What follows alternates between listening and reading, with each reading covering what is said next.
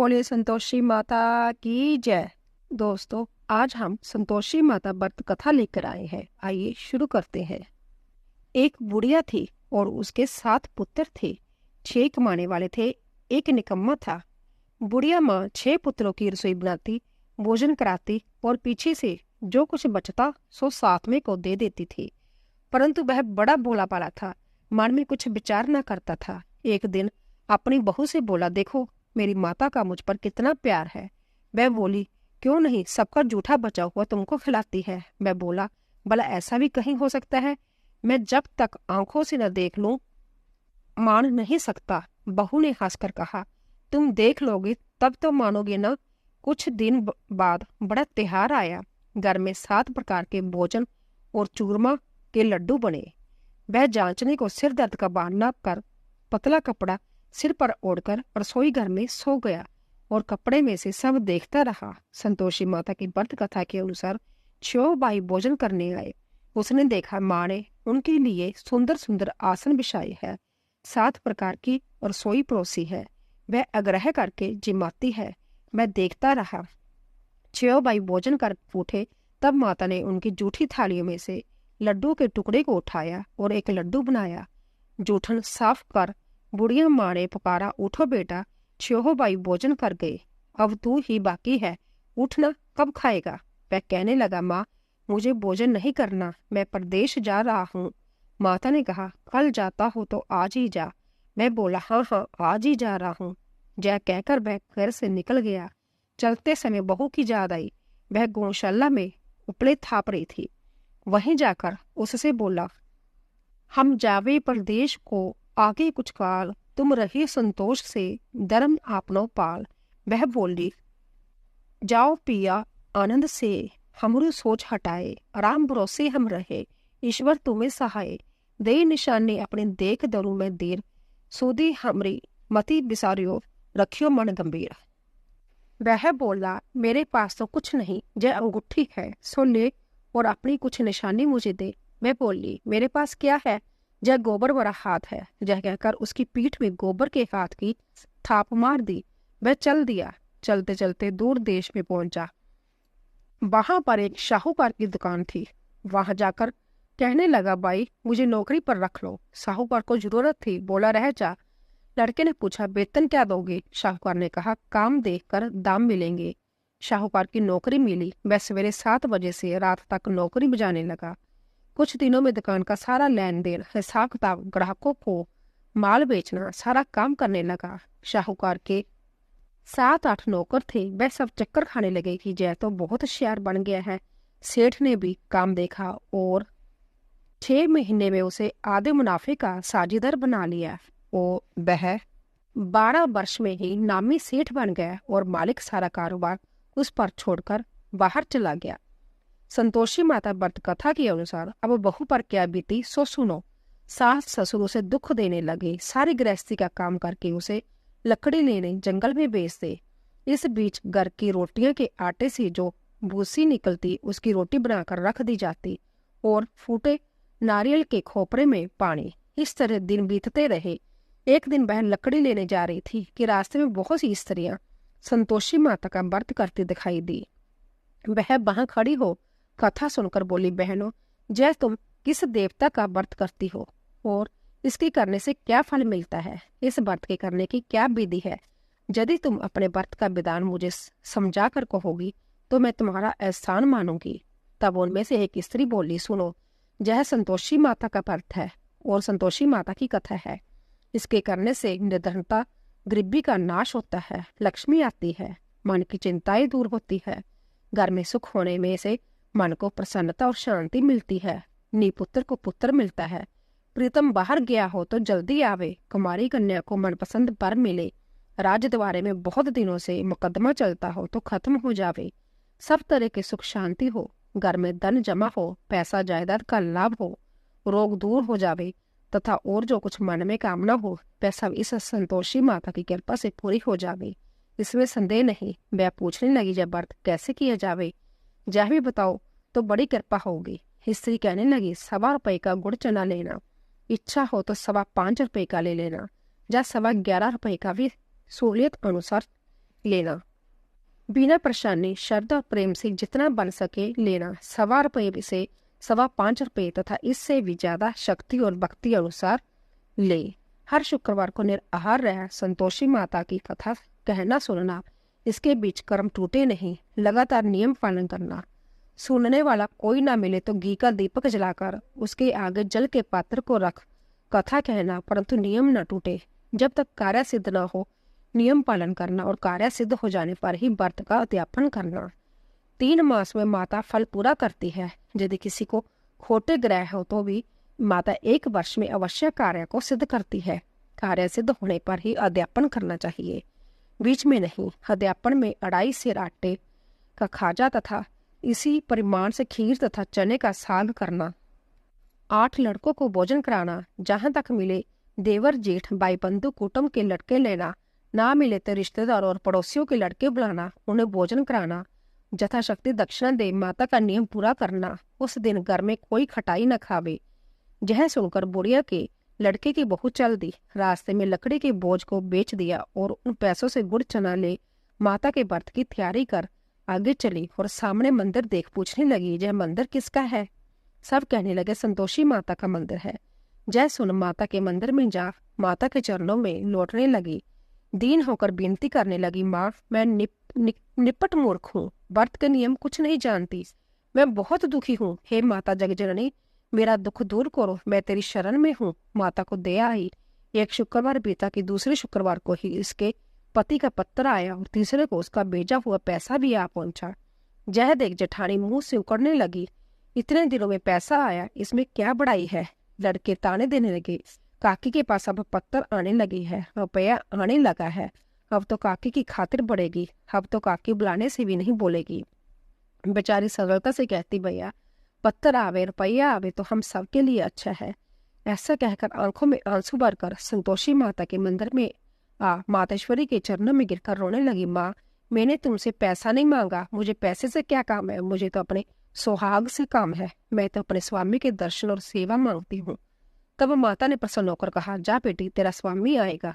जय सुन बैग खुशी से बावली हो घर में जा काम करने लगी। अब संतोषी माँ विचार करने लगी, इस भोली पुत्री से मैंने कह तो दिया तेरा पति आवेगा, पर आवेगा कहाँ से? वह तो स्वप्न में भी इसे याद नहीं करता, उसे याद दिलाने मुझे जाना पड़ेगा। इस तरह माता बुढ़िया के बेटे के पास जा स्वप्न में प्रकट हो कहने लगी, साहूकार के बेटे सोता है या जागता है? वह बोला, माता सोता भी नहीं हूँ जागता भी नहीं हूँ, बीच में ही हूँ, कहो क्या आज्ञा है? माँ कहने लगी, तेरा घर बार कुछ है या नहीं? वह बोला, मेरा सब कुछ है माता, माँ बाप है, भाई बहन है, बहू है, क्या कमी है? माँ बोली, बोले पुत्र तेरी स्त्री घोर कष्ट उठा रही है, माँ बाप उसे दुख दे रही है, वह तेरे लिए तरस रही है, तू उसकी सुधि ले। वह बोला, हाँ माता जय तो मुझे मालूम है, परंतु मैं जाऊं तो जाऊं कैसे? प्रदेश की बात है, लेन देन का कोई हिसाब नहीं, कोई जाने का रास्ता नजर नहीं आता, कैसे चला जाऊं?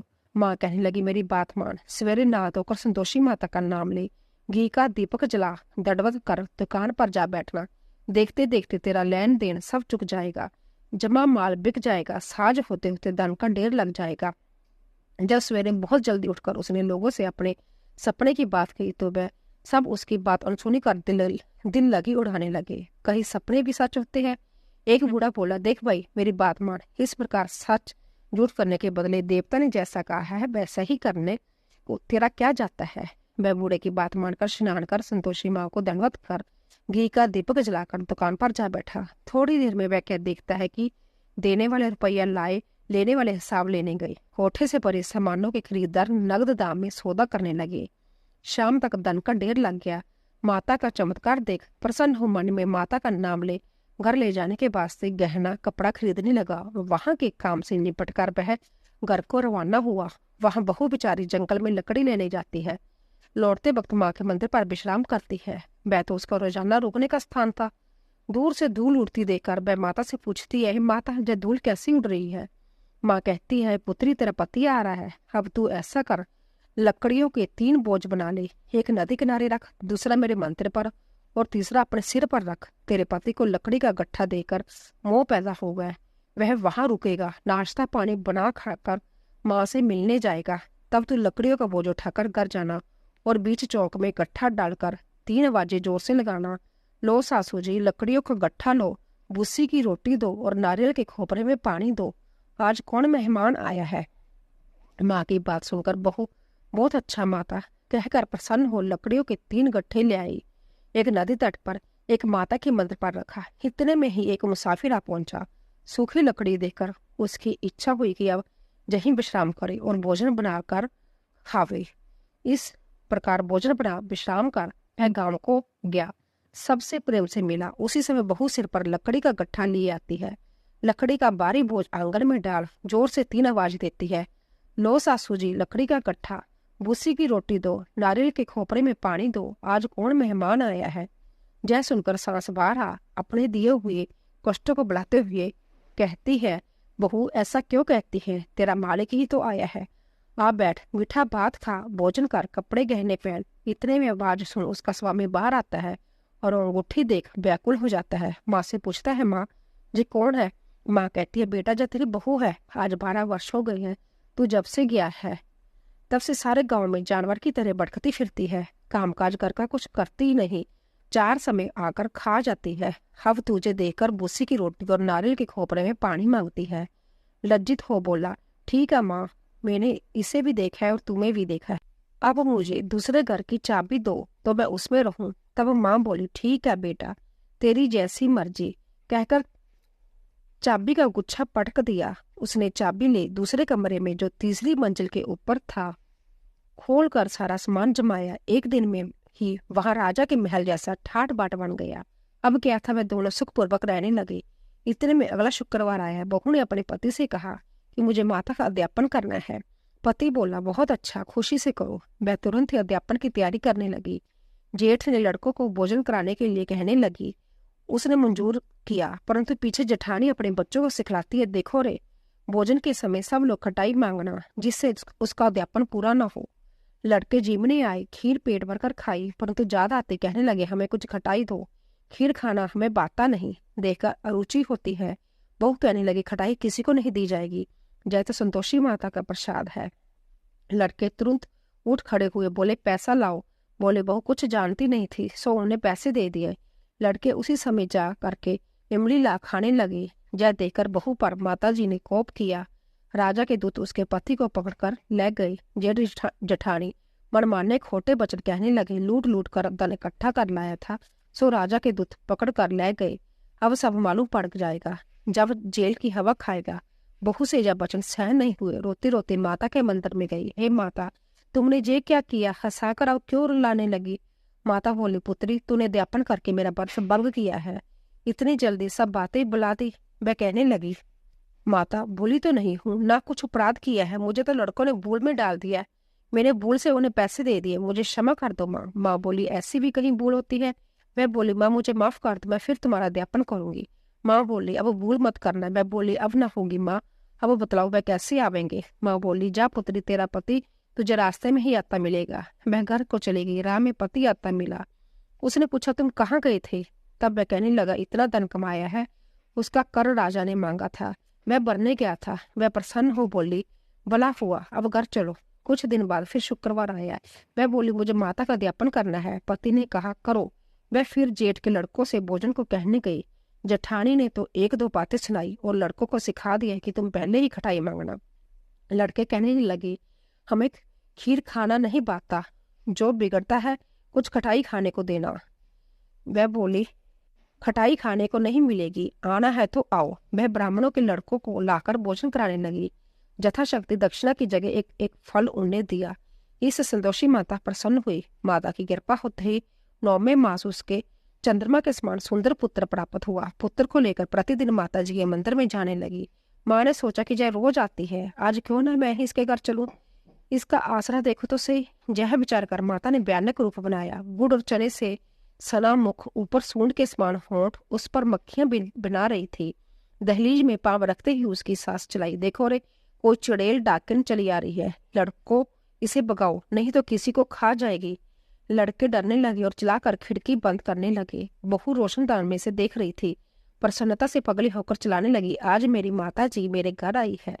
यह कहकर बच्चे को दूध पिलाने को हटाती है। इतने में सास का क्रोध फूट पड़ा। बोली, रांड, इसे देखकर कैसी उतावली हुई है जो बच्चे को पटक दिया।